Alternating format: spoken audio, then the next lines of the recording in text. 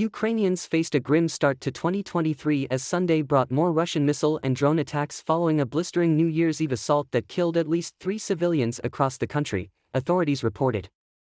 Air raid sirens sounded in the capital shortly after midnight, followed by a barrage of missiles that interrupted the small celebrations residents held at home due to wartime curfews.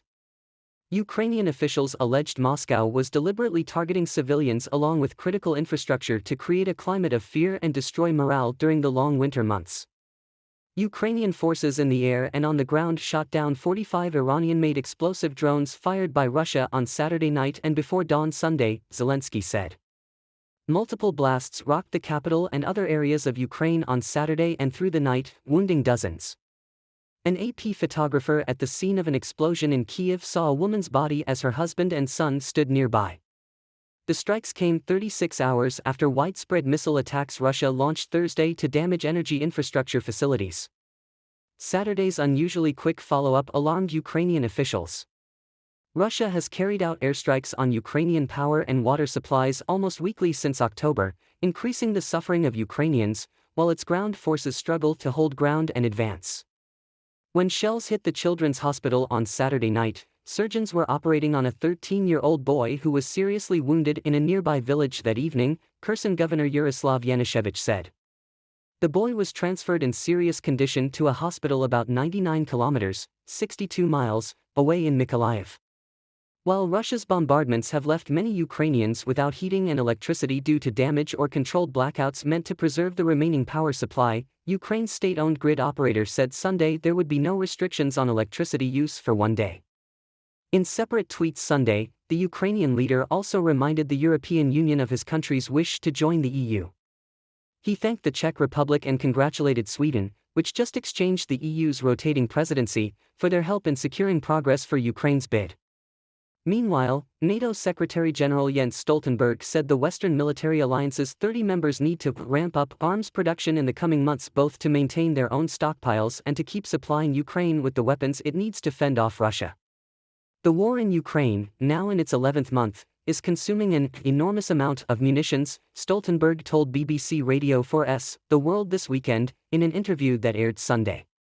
The NATO chief said that while Russia has experienced battlefield setbacks and the fighting on the ground appears at a stalemate, Russia has shown no sign of giving up its overall goal of taking control over Ukraine. Russian President Vladimir Putin expected victory to come quickly and without trouble when his forces invaded Ukraine. When the Russian leader delivered his televised war declaration on February 24, sending his troops forward to carry out a large-scale invasion, he anticipated that Kyiv would fall in a matter of days. A grave assessment echoed by US and Western intelligence, as well as many think tank experts and analysts. More than 10 months later, the city of nearly 3 million people remains in Ukrainian hands. The country's forces have managed to not only weather Moscow's invasion on multiple fronts, but have even pushed Russian troops back in some areas, liberating thousands of square miles of territory that had fallen to Russian troops early in the war. US officials have declared Putin's war efforts in Ukraine a failure.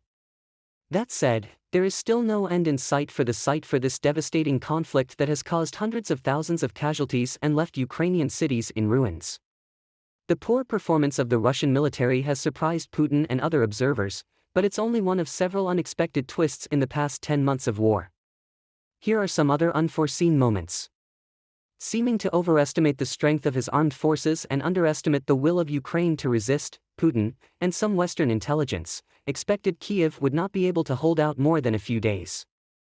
Heading into the war, Russia greatly underestimated the will of the Ukrainian people to defend their homeland and the strength and combat capability of the country's military. Ukraine managed to not only protect Kyiv against the advancing Russian troops, but it even managed to force their retreat from the capital region after just a few weeks. Beyond that, Ukrainian troops have since managed to liberate thousands of square miles of territory from Russian occupation during various counteroffensives along the war's northeastern and southern fronts. One significant achievement was the recent liberation of Kherson.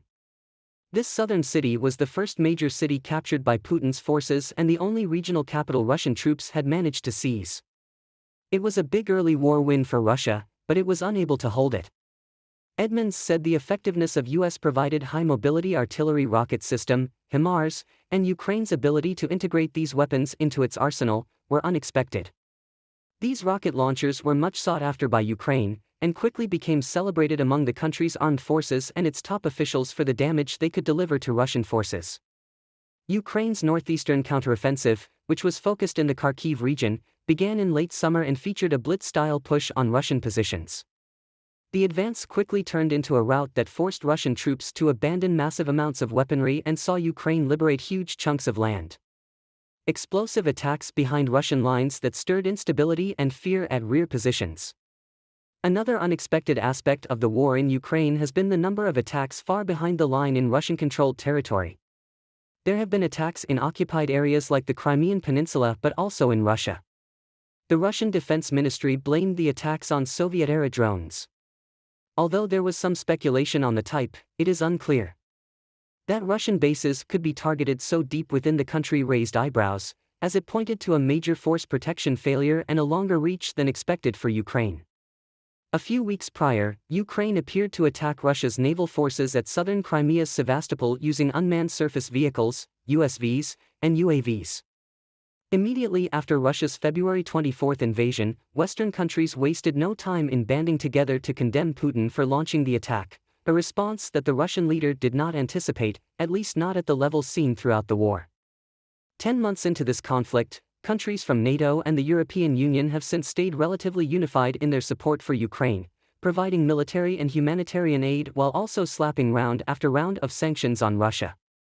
Putin's miscalculations on the strength of a united Western response, meanwhile, have opened the door to NATO expansion, something he has historically been strongly against. The war has even led some countries, like Germany and Switzerland, to reverse various military, foreign, and financial policies. For now, the war continues with no clear immediate off-ramp. Despite significant setbacks for Russia in this conflict, Moscow has signaled that it intends to continue its fight. Putin himself has said this will be a long process, and Ukraine is bracing for the possibility of new Russian offensives in the new year. Residents in Kyiv celebrating the new year were interrupted by air raid sirens and a hail of missiles, in what Ukrainian officials are calling targeted attacks on civilians. Dozens were wounded New Year's Eve and into the early hours of 2023 as rockets hit the capital city and around the country, in the wake of a widespread Russian battering of Ukrainian power and water infrastructure last week. Attacks on infrastructure have increased dire conditions for Ukrainians amid freezing temperatures. A member of the security forces stands near a destroyed building that was struck by a Russian missile on New Year's Day on January 1, 2023 in Kyiv, Ukraine.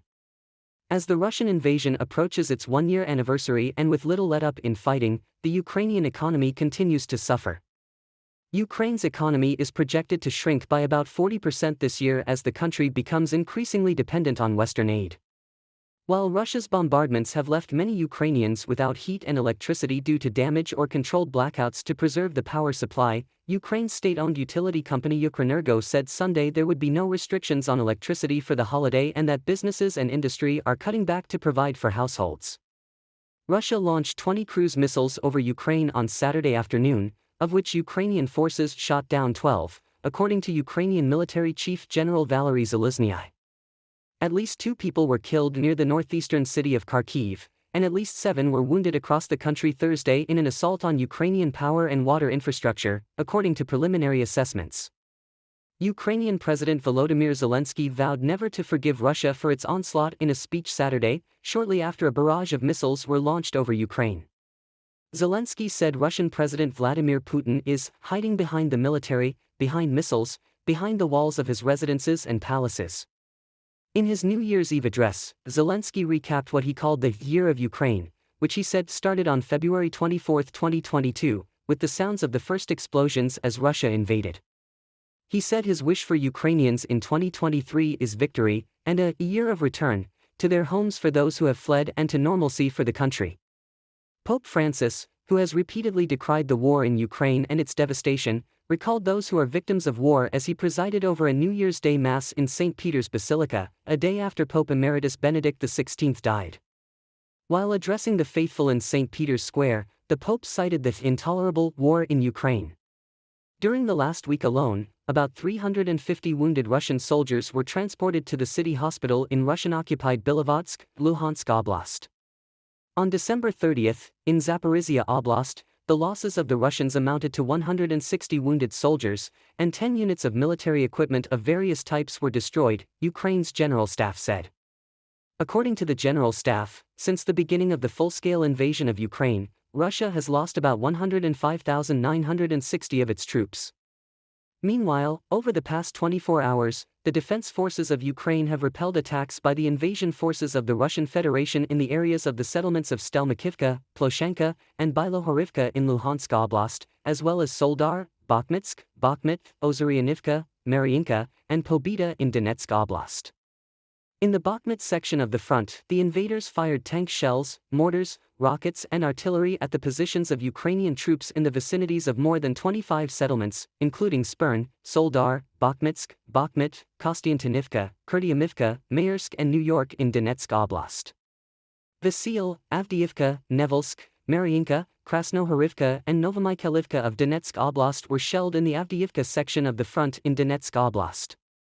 In the Novopavlivka area, Russian troops shelled Vremivka, Velika Novosilka, Prechestivka, Volodar, and Mykolsk. In the Zaporizhia section of the front, shelling was recorded in the vicinities of more than 20 settlements, including Olhivsk, Guliapol, Stepov, Cherivn, and Dorozhnyenka. Russian invaders continue to terrorize the civilian population in Kherson Oblast. The civilian infrastructure of Antonivka, Tokarivka, Mykolaievka and Kherson was affected by shelling. Russia's New Year assaults on Ukraine left 4 people dead and wounded dozens this weekend as Moscow on Sunday claimed to have thwarted Kyiv's terror attacks on the homeland. The Ukrainian capital and other cities came under fire from missiles and Iranian-made drones on Saturday, killing 3 people.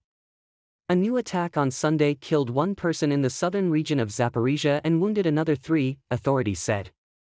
Mikhailo Podolyak, an advisor to Ukrainian President Volodymyr Zelensky, stressed that Russia's New Year attacks targeted downtown areas of large cities and pointed to a change in Moscow's tactics. In a New Year's attack in the southern region of Kherson, a 13-year-old boy came under Russian attacks twice, the second time when he was in intensive care, officials said.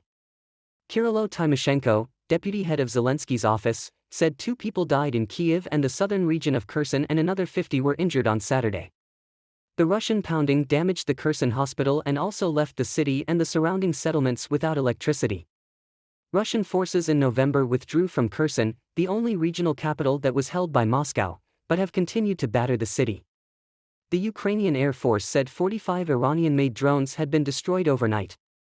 13 were shot down at the end of 2022 and another 32 after midnight. Kyiv Police Chief Andriy Nebitov released a picture of wreckage of a downed drone that featured the words "Happy New Year" in Russian. After a series of humiliating military defeats, Russia in October began targeting Ukraine's infrastructure, leaving millions in the cold and dark. Russia's defense ministry said a strike hit the facilities of the military-industrial complex of Ukraine that are involved in the production of drones. Russia has accused Ukraine of targeting its domestic military sites and infrastructure. Russian forces on Thursday shot down a drone near Engels, a base for Russia's strategic aircraft, located hundreds of kilometers from Ukraine's border. Russia also said on Monday it downed a drone over Engels airfield and that falling debris killed 3 people. In early December, Moscow said Ukraine's Soviet-made drones had attacked that base and another in the Ryazan region, leaving 3 people dead. Kyiv has a policy of not claiming responsibility for such raids. That was one of the conclusions reached by U.S. think tank Institute for the Study of War, ASW, in its most recent report, issued on December 31. In his New Year's address, Putin once again declared 2022 as a year of difficult, necessary decisions, of important steps toward achieving the full sovereignty of Russia and the powerful consolidation of our society. The Russian dictator went on to repeat the propaganda thesis about the struggle and defense of our people on our own historical territories in the new Russian Federation subjects, the illegally annexed territories of Ukraine. As ISW analysts noted, this speech continued Putin's rhetorical claims not only that Russia has historical rights to Ukraine, but also that Russia's independence and sovereignty depend on regaining control of Ukraine. ISW also noted that Putin did not use his New Year's Eve speech to clarify how the Russian military intends to reverse its setbacks in Ukraine and achieve its maximalist goals. The leaders of Ukraine and Russia both vowed to push for victory in New Year speeches, But while Volodymyr Zelensky spoke of gratitude and pain, Vladimir Putin urged duty to Russia, casting the war as a near-existential fight. Zelensky, recalling some of the most dramatic moments and victories of the war, filled his emotional 17-minute video message with footage of Russia's attacks on the country and words of pride for Ukrainians withstanding attacks, darkness, and cold.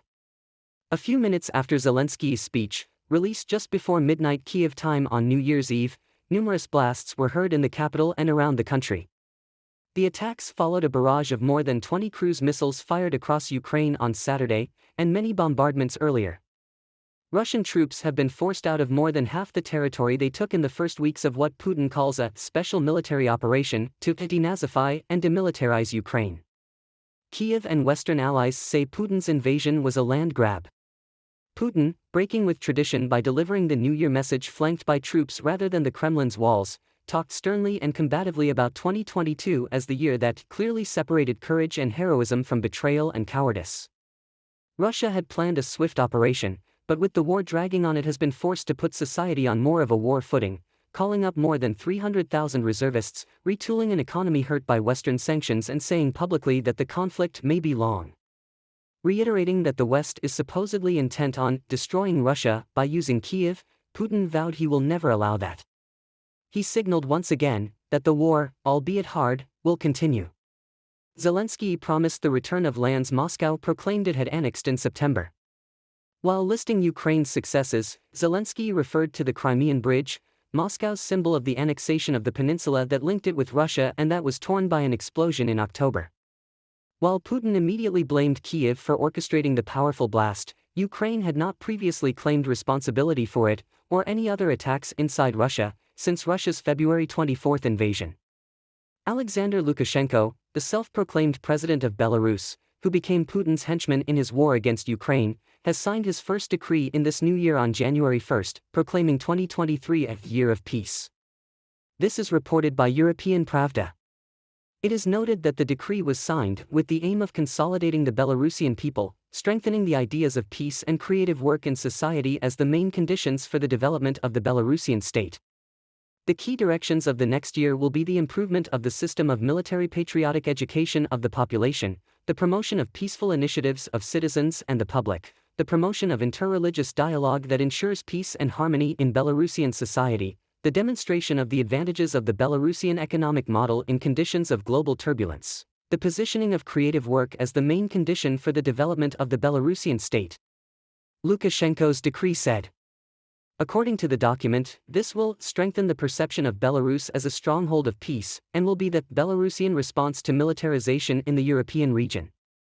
On New Year's Eve, Lukashenko signed amendments to the law on the National Assembly, Parliament, of the Republic of Belarus, which will allow him to remain in politics even after the formal end of his mandate.